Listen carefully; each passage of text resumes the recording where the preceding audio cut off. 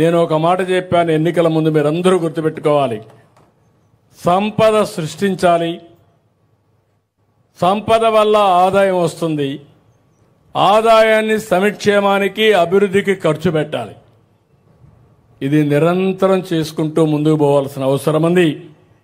ఈరోజు అందులోనే మీరు చూస్తే 64 లక్షల మందికి పింఛన్లు నేను పెంచే కార్యక్రమం తీసుకున్నానంటే 3,000 రూపాయల పింఛన్ని 4,000 రూపాయలు చేశాను.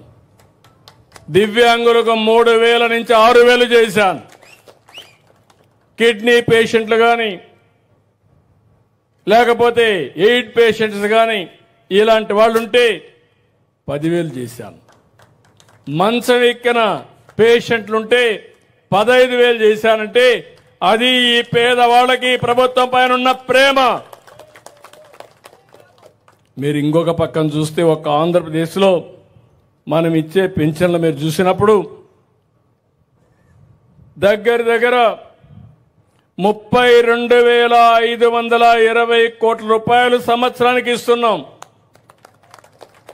ఏ రాష్ట్రం ఇంత ఇవ్వడంలా. ఇచ్చే రాష్ట్రాలు చూస్తే తెలంగాణ 8,000 అంటే 25%. ఆ రాష్ట్రాన్ని నేను కూడా అభివృద్ధి చేశాను. ఇంకొక కార్యక్రమాలు ఇవ్వచ్చు, కానీ ఈ కార్యక్రమం వాళ్ళు ఇచ్చేది 8,000 ఇస్తున్నారు, 8,000 కోట్లు. వెస్ట్ బెంగాల్ అయితే 5,400 కోట్లు, కర్ణాటక 4,700 కోట్లు, తమిళనాడు చూస్తే 3,780, గుజరాత్ చూస్తే 1,384. అంటే పేదవాళ్ళకి దగ్గర 4,000 రూపాయల చొప్పున సంవత్సరానికి 48,000 రూపాయలు ప్రతి ఒక్కరికి ఇచ్చే కార్యక్రమాన్ని చేపట్టిన ఏకైక ప్రభుత్వం. ఇంకొక పక్కన దగ్గర అన్ని రకాలు చూస్తే 28 రకాల వ్యక్తులకు ఇస్తున్నాం. వృద్ధులు, వితంతువులు, దివ్యాంగులు, చేనేత కార్మికులు, గీత కార్మికులు, మత్స్య కార్మికులు, కడాన ఎవరైనా ఒంటరి మహిళ ఉంటే ఆ మహిళకు కూడా పెన్షన్ ప్రవేశపెట్టిన ప్రభుత్వం ఈ ప్రభుత్వం. ఒంటరి మహిళకు కూడా 4,000 ఇవన్నీ ఇచ్చాం. దీనివల్ల మీరు చూస్తే మన దగ్గర 4,000 ఇస్తే మన తర్వాత హర్యానా తక్కువైనా కూడా 2,500 ఇస్తున్నారు. ఇది మీరు ఇంకొక పక్కన చూస్తే దివ్యాంగులకు అక్కడ 2,250 రూపాయలు ఇస్తున్నారు.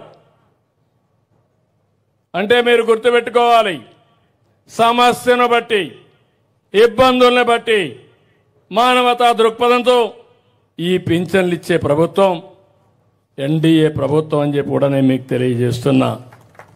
ఇది కాకుండా ఇంకొక పక్కన ఈరోజు ఈ యొక్క పింఛన్ల వల్ల ఈ వృద్ధుల గౌరవం పెరిగింది.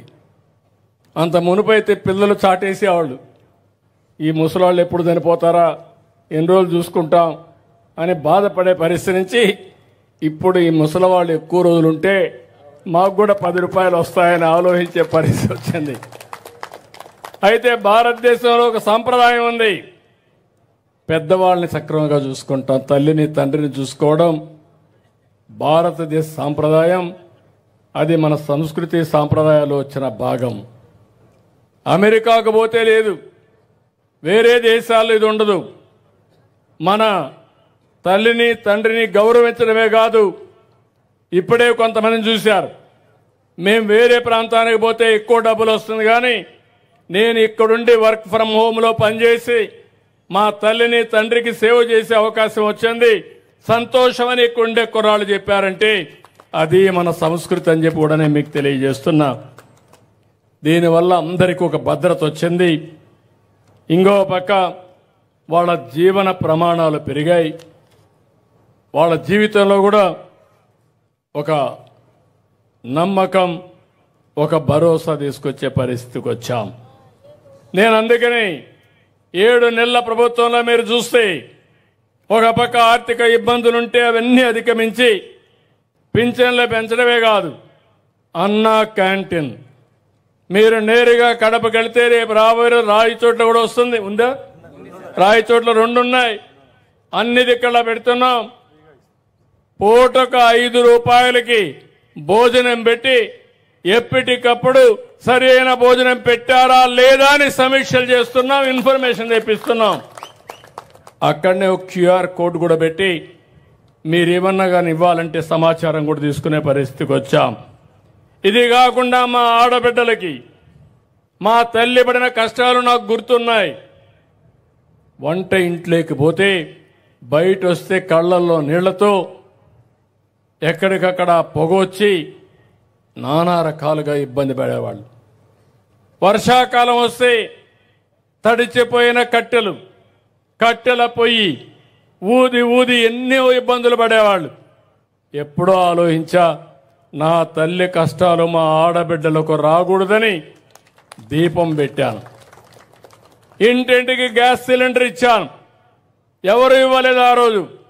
మొట్టమొదటిసారిగా భారతదేశంలో గ్యాస్ ఇచ్చిన ఏకైక పార్టీ తెలుగుదేశం పార్టీ ఆ రోజుట్లోనే. ఇటీవల రేట్లు పెరిగాయి. మీరు కూడా కట్టలేక చాలా మంది గ్యాస్ పక్కన పెట్టి మళ్ళా కట్టెలు పోయే పరిస్థితి వచ్చారు.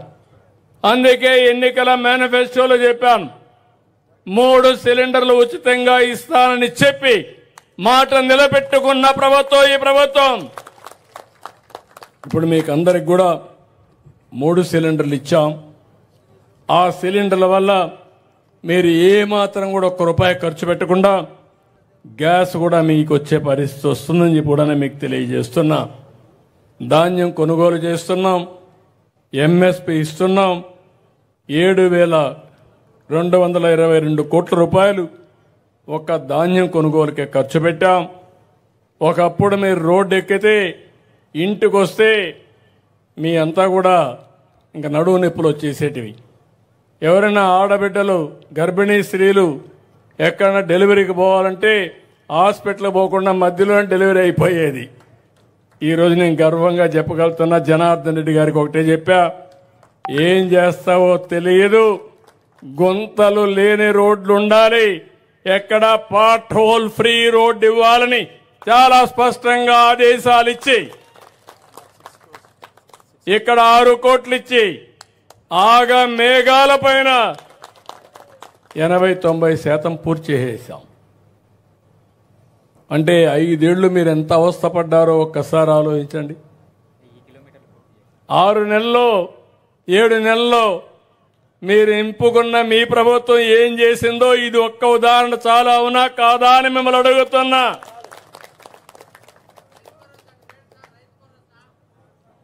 అవి కూడా వర్కౌట్ చేస్తున్నాం, అవి కూడా ఇచ్చేస్తాం.